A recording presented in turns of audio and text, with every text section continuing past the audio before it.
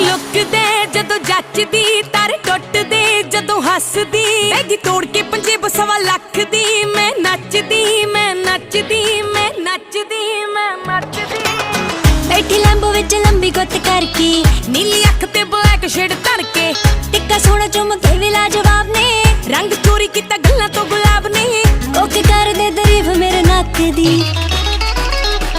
चंद लुकदे जदों जचदी, तारे टुटदे जदों हसदी, बैगी तोड़ के पंजे बसवा लख दी। मैं नचदी, मैं नचदी, मैं नचदी, मैं नचदी।